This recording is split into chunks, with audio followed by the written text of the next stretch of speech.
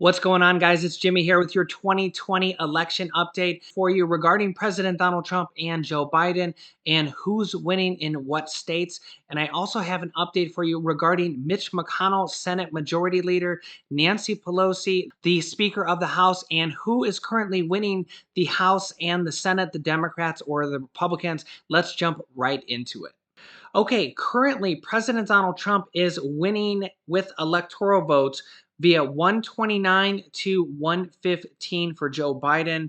President Donald Trump has won Florida. Now, when we say win here, we do have to say that a lot of these states have an asterisk as they have not counted 100% of the votes. That could take another 24 hours or so, depending on the state. For example, Pennsylvania is not even going to start counting some mail-in votes until tomorrow, depending on the county. But as of this point, President Donald Trump has won Florida, but again, that's with an asterisk, and that could still be changed as it is very close in Florida. As you can see here, this is the actual voting in Florida right now. This is with an estimate of 96.7% of the votes in Florida in. President Donald Trump has about 5.6 million votes, with Joe Biden at 5.2 million votes. You can see there's about a 3.5 percentage point lead there. That's actually pretty significant for President Donald Trump. He actually won by less than that in 2016. Florida was a state that President Donald Trump needed to win to have a chance at re-election. He did win it, and he seems to be doing pretty decent so far. Joe Biden is going to probably win California, though, which is a huge state. They vote Democratic almost every time, at least in recent history. That is worth 55 electoral votes. So that's the equivalent of anywhere from 5 to 10 states worth just with California alone. You could see if you added those 55 points onto Joe Biden, he would already be at 170, and you need 270 electoral votes to win. The first person to reach 270, it's declared over and you have already won. Anything more than 270 and you have won the election. Also in Ohio, which was another battleground state, another swing state, Donald Trump was behind by as much as 10% just about an hour or two ago when I was watching this, and Joe Biden is now losing. President Donald Trump has actually taken the lead by 0.3% in Ohio for Donald Trump. He's actually winning by, what is that, 17,000 votes? Yeah, less than 20,000 votes right now for Ohio, separating Donald Trump and Joe Biden. This is with about 71% of the vote count right now. Another big battleground state that could decide the entire election is Pennsylvania. As you can see, Joe Biden is actually leading in Pennsylvania, 51.2% to 47.5%. It's about 1.23 million votes to 1.14.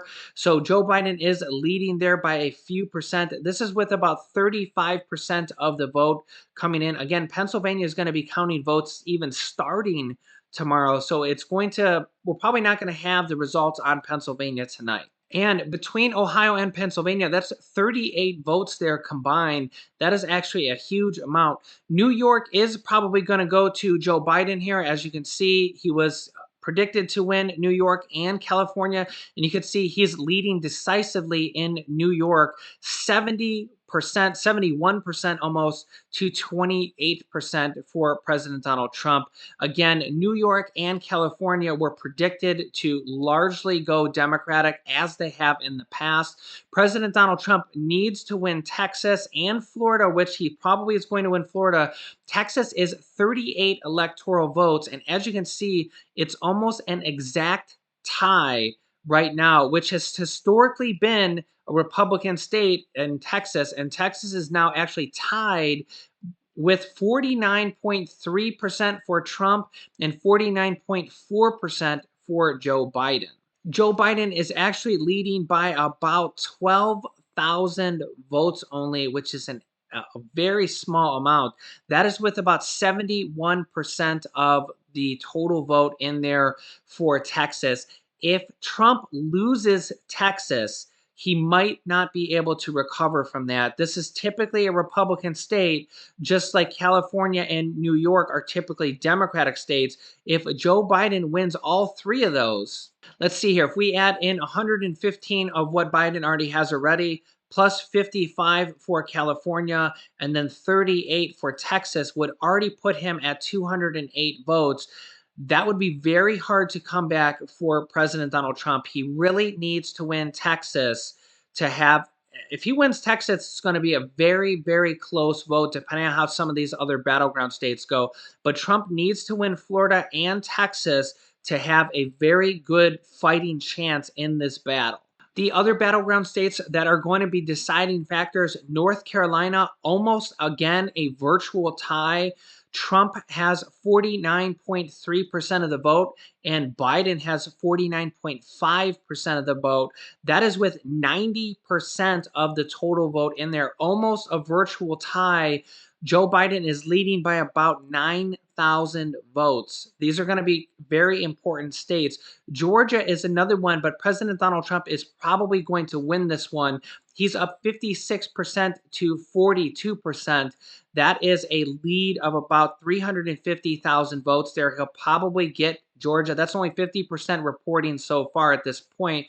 That's another 16 electoral votes. You can see President Donald Trump is ahead right now, but when those 55 votes alone from California come in for Biden, that will spring him ahead. That's about half of the votes he has right now. So literally California is a huge, massive state. Like I said before, it's worth about 5 or 10 states alone in points, especially if you're considering these states that are worth like 6 points or so. California is worth 55 electoral votes. Senate Majority Leader Mitch McConnell, Republican from Kentucky, is going to win his reelection, as I predicted. I also think Nancy Pelosi will win hers too. He is currently leading by 58% to 38%, a 20% lead over Amy McGrath. This is with 84% reported. Amy McGrath reportedly spent over $73 million on her campaign and still could not overcome Mitch McConnell. Kentucky is just a deep red Republican state, and they like the power that Mitch McConnell brings to their state, and they largely have voted for him again, and he will be reelected.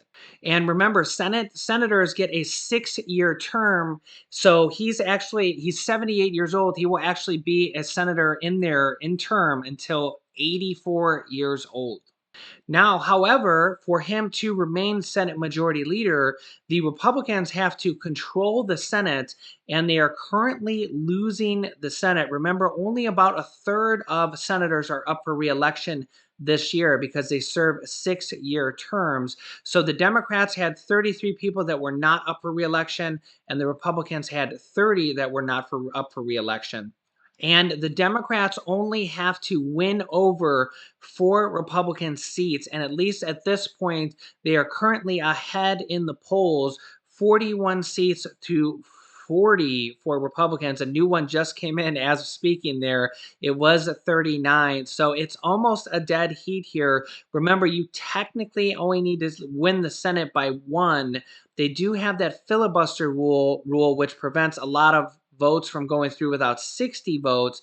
But as we've seen, Nancy Pelosi says they can get around that by doing a special reconciliation vote on certain things. So whoever wins the Senate, Democrat or Republican, will be very important regarding our second stimulus check and second stimulus package going forward. In the current U.S. House of Representatives, the Republicans are actually winning that right now, 94 to 72. As you can see, this is largely the eastern states and some of the Midwest states, because obviously California is 3 hours behind there still. So the Republicans are actually leading in the House, and the Democrats are actually leading in the Senate right now. Anything could happen with these. These are going to be very close. The Democrats currently control the House with 233 seats in the U.S. House of Representatives for the Democrats. The Republicans will need to flip about 20 seats from Democrat to Republican to take over the lead there. But as you can see, the Republicans are currently winning the House, and the Democrats are currently winning the Senate. Regarding Nancy Pelosi, there is no data in yet because California is 3 hours behind. So they have not reported anything yet for Nancy Pelosi's reelection in California. She's obviously the U.S. House of Representatives and has been one of the large figures in the second stimulus check negotiations, her and Mitch McConnell. We do know Mitch McConnell has been or will be reelected. That doesn't necessarily make him the Speaker of the House again. Remember, the Republicans have to win the majority of the Senate by one vote, and then they have to reelect him as, well, I should say, majority leader, Senate majority leader, and it's Speaker of the House and it's majority leader of the Senate. So the Republicans have to win the Senate for Mitch McConnell to even have a chance, and then they can elect him as the majority leader. If the Republicans do win the Senate, my guess is they probably will reelect him as majority leader again. So again, it's going to come down to whether the Republicans or the Democrats actually win the Senate. For the House, though, because there's so many members in the House, again, Nancy Pelosi would have to be reelected.